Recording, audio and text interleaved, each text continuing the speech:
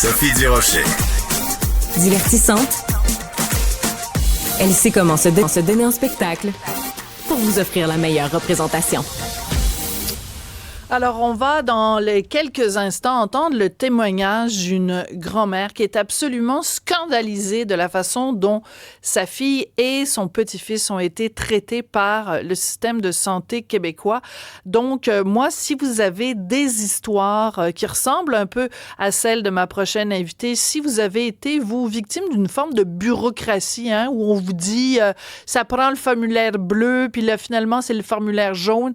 Si vous êtes, vous avez été victime de ça, je vous invite à nous écrire parce qu'aujourd'hui, Cybèle n'est pas avec nous, donc ça va se rendre directement dans ma petite boîte à moi. Alors, vous pouvez nous joindre en studio 1-877-827-2346, le 1-87-CUBE-RADIO ou nous écrire sophie@cube.ca. Alors, puisqu'on s'apprête à parler d'une histoire de bureaucratie qui a viré sur le top, on va écouter un petit extrait d'un grand classique du dessin animé. Marcel! Oh, par Jupiter, est-ce que les gens peuvent être désagréables, que voulez-vous? Le laissez-passer à 38. Vous avez le formulaire bleu?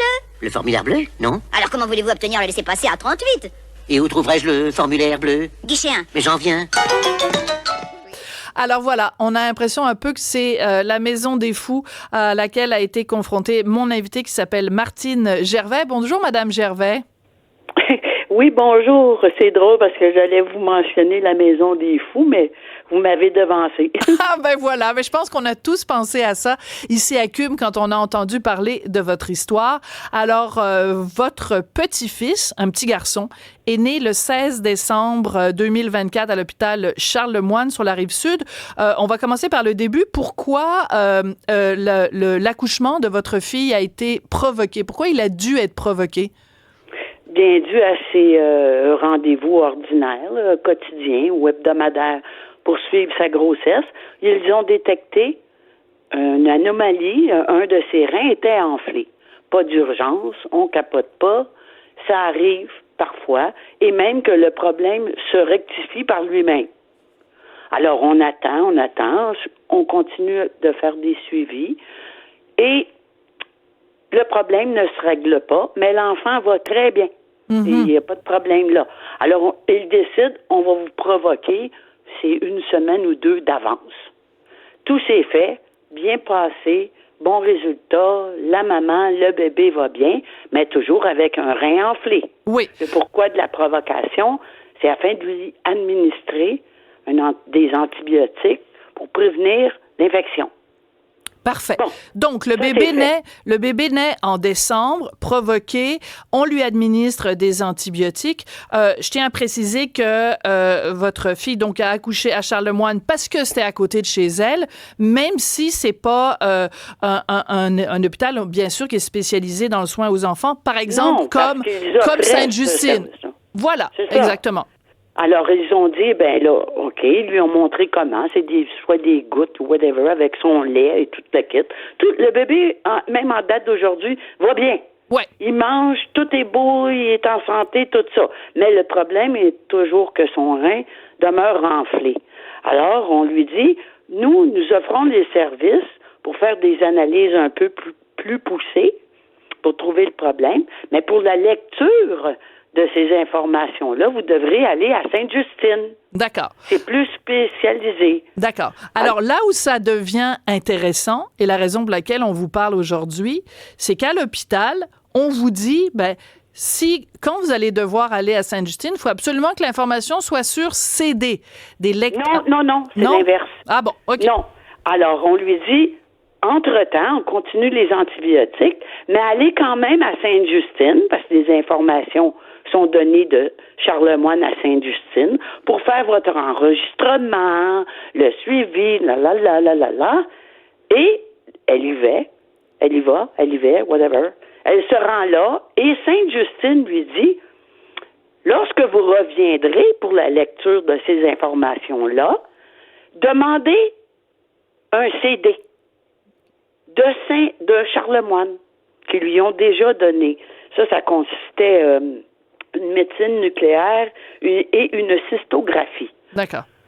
Alors, ma fille avait ce CD-là en sa possession. Elle se rend finalement mercredi Elle se rend pas, mais c'était mercredi son rendez-vous. On l'a même appelé pour le reporter encore 2 jours de plus. Ouais, peu importe. Elle était là vendredi. J'ai dit que je t'accompagne, ma fille. Non. Maman, ça ne sera pas nécessaire. C'est une lecture d'information. Je vais relaxer. Ça se passe toujours bien. Ouais. Je te rappelle plus tard avec le plan de match. Elle se rend au rendez-vous vendredi, rentre là, donne le CD et à Sainte-Justine, à sa demande à eux, on lit pas ça, des CD. OK. Alors, moi, c'est là que je trouve que c'est la maison des fous parce qu'on vous dit à votre fille, ça nous prend les résultats des examens nucléaires que votre enfant a passés, ça nous les prend sur CD. Elle prend un rendez-vous. En plus, votre fille prend une journée de congé non payée, on s'entend, pour se rendre à un rendez-vous à l'hôpital. Et là, elle arrive avec le CD, puis on lui dit, non, on peut pas lire le CD. Vous avez le formulaire A38, mais finalement, c'est pas ça que ça prend. Donc, c'est là que vous avez pété les plombs, là, comme on dit. Vous avez pété votre coche. J'étais pas présente, une chance pour eux, parce qu'elle ne serait pas repartie avec son petit bonheur, je peux vous l'assurer. Mais elle est là. Voyons, c'est vous qui m'avez demandé de demander un CD. Je fais quoi, là, présentement? On va remplir un formulaire, puis on va envoyer ça à Charlemagne pour qu'il nous renvoie les résultats d'une autre façon que le CD. Elle dit OK. Mais elle dit, moi, je suis ici, là, pour la journée, tout est booké, je suis là. Je peux attendre, il n'y a pas de problème. Que quelqu'un de plus haut placé appelle Charlemagne et dit, excusez, on a commis une erreur, pourriez-vous nous envoyer les résultats? Là, on est là, on attend, la dame est ici. Ils n'ont jamais voulu. Non, il faut faire le protocole. Fait que là, ils ont rempli, je sais pas de quelle façon, le formulaire. Et là, avant qu'ils le reçoivent, parce que finalement, elle est revenue à la maison avec rien du tout, là, il faut qu'elle attende, eux aussi, que Charlemagne reçoive 7 demandes. Oui, une requête. La renvoyer à eux, et après, attendre pour céduler un autre rendez-vous pour lire les résultats. Fait que là, en ce qui me concerne, là, on a 2 reins. En plus, on y a informé que le 2e rein du bébé commence à être enflé. Là, je rage, je broye ma vie, je vais, qu'est-ce que t'as fait? Mais elle dit, je suis revenue à la maison, mais ils ont rempli ça, là, elle attend. On attend que Charlemagne reçoive la demande d'envoyer les résultats autres que par le CD, puis attendre qu'il trouve une plage horaire pour la rencontrer et lire le résultat. Okay. Alors, entre-temps de tout ça, son 2e rein enfle, et en passant, le bébé est quand même bien, il mange et tout, mais qu'est-ce que ça va donner, ce surplus d'attente-là, au bout de la ligne?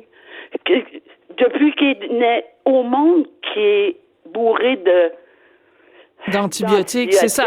Parce qu'il est né, pour la prévention d'infection, mais on attend tout ça pour des papiers.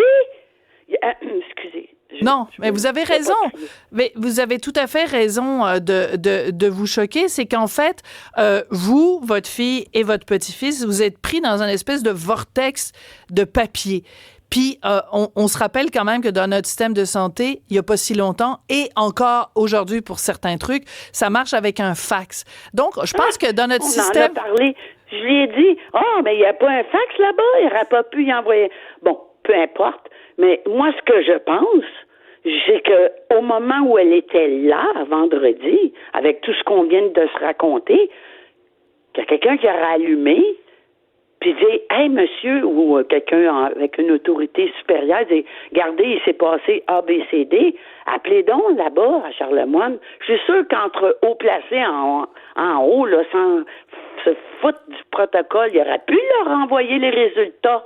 Puis de le lire là. Ma fille a même dit, ça me dérange pas, peu importe le temps. Je suis ici pour la journée. Ben oui, elle aurait pu attendre. En fait, c'est qu'il y a beaucoup de frustration que je comprends fort bien. C'est premièrement des délais qui commencent à devenir inquiétants, sachant que c'est depuis le mois de décembre que votre petit-fils prend des antibiotiques. Mais surtout, que on soit pas capable, dans un système normal, on pogne le téléphone, on appelle un autre hôpital en disant, écoutez, l'information nous est pas parvenue sur le bon support, pouvez-vous nous l'envoyer parce qu'on a la patiente et le bébé devant nous. Alors écoutez, je vais vous garder en ligne, Madame Gervais, parce que je veux faire rentrer dans la conversation quelqu'un à qui on parle décidément régulièrement ces temps-ci.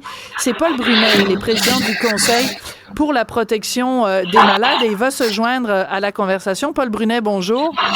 Bonjour, Sophie. Monsieur Brunet, quand vous entendez le témoignage de Madame Gervais concernant sa fille et son petit-fils, c'est quoi votre première réaction? Ben, il y a des places, ça marche, mais il y a une question qui se pose. Comment ça se fait qu'on est encore à l'air, apporter le CD, puis apporter le document, puis faites-nous venir le document?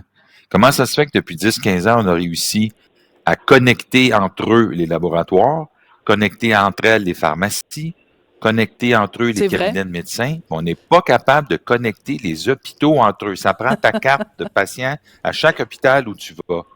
Qu'est-ce qui se passe? Je peux vous dire, Quel est ce monsieur, mystère? par chance pour eux qu'elle me dit de rester à la maison.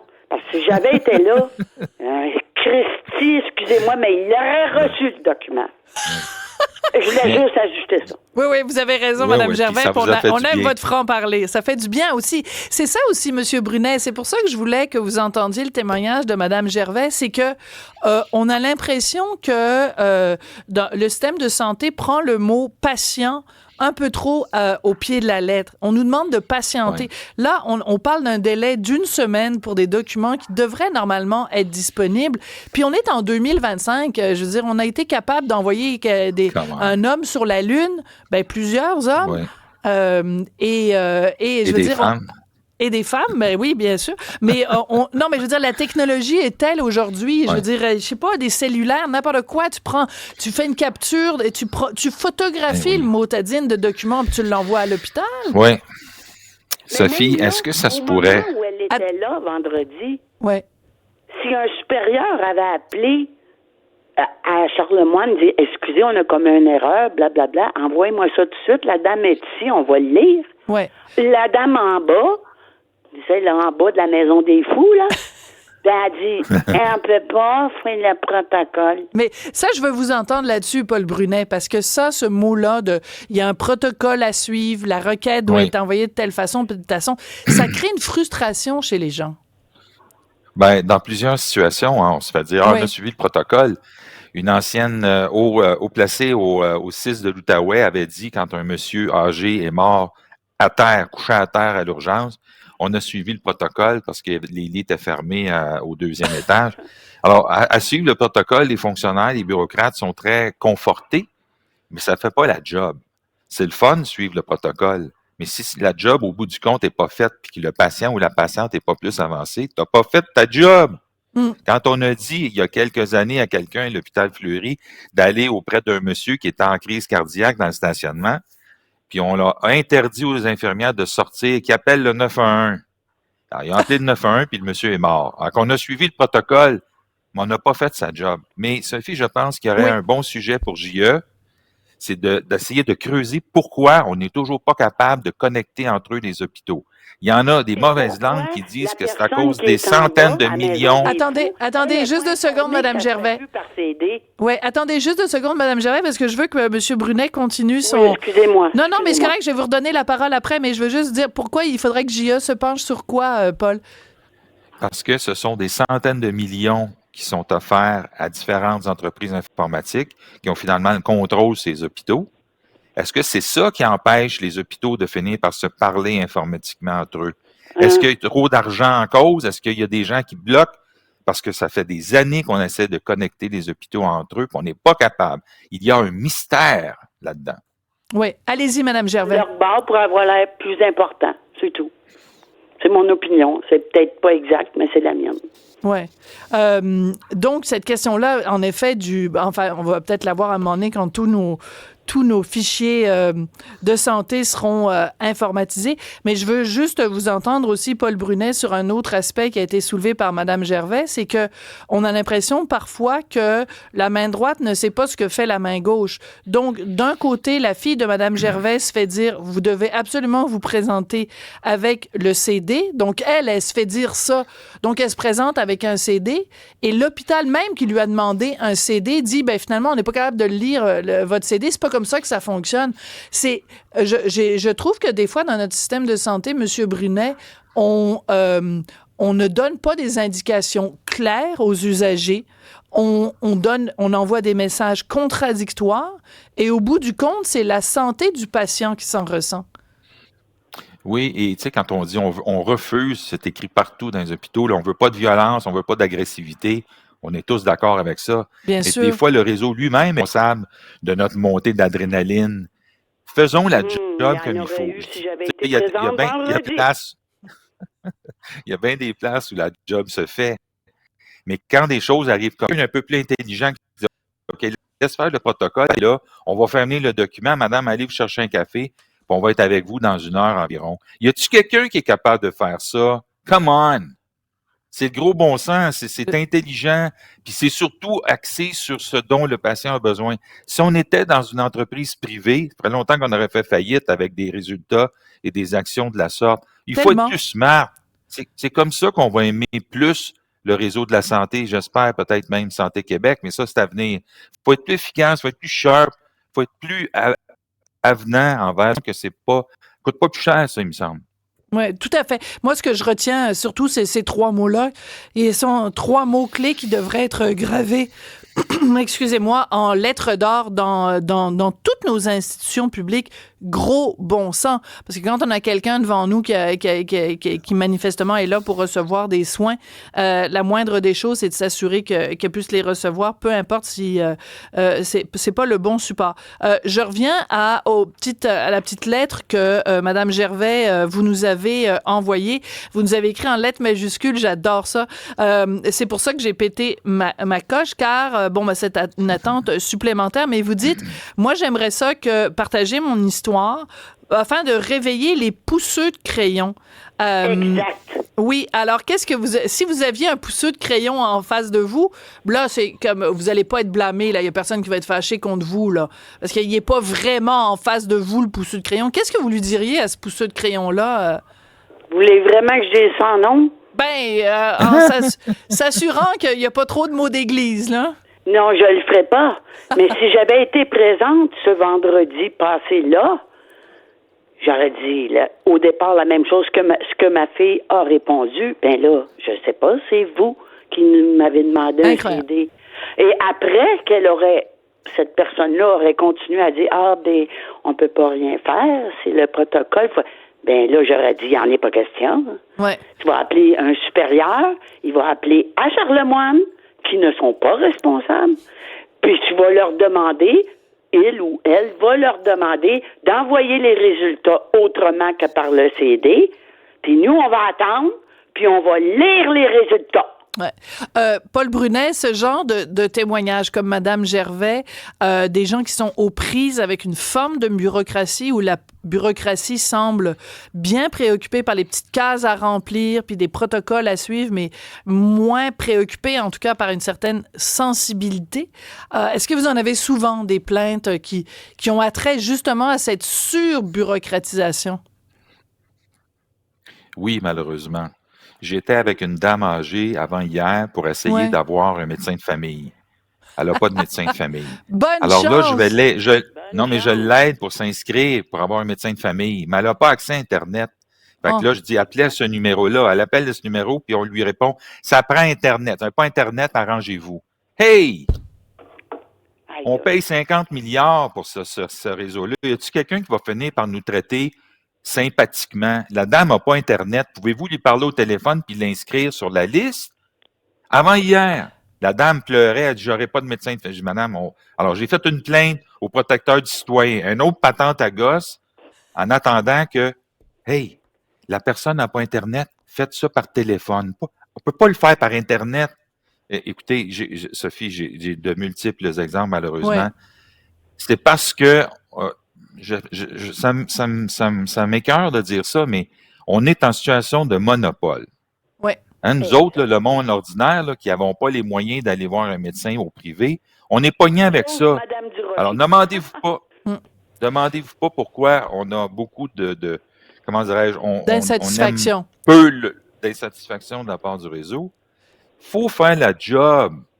Je m'excuse, mais si il y a trop de monde, il y a trop de protocoles. Plus tu as de protocoles, plus tu es embourbé dans une bureaucratie qui n'en finit plus. Et on arrive à des sottises comme Madame nous en a raconté, mais j'en ai quelques-unes. Un jour, je vous les raconterai. Ah, avec plaisir. On me prendra un petit verre de scotch, vous me raconterez ça.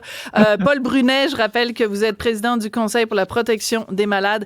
Martine Gervais, je rappelle que vous êtes la maman et la grand-maman de 2 citoyens québécois qui se sont fait virer de bord à cause d'un bout de papier qui n'était pas sur le bon support. Merci beaucoup de nous avoir contacté, Madame Gervais, en espérant que ça fasse un peu bouger les choses. Merci à vous deux. Bienvenue. Merci.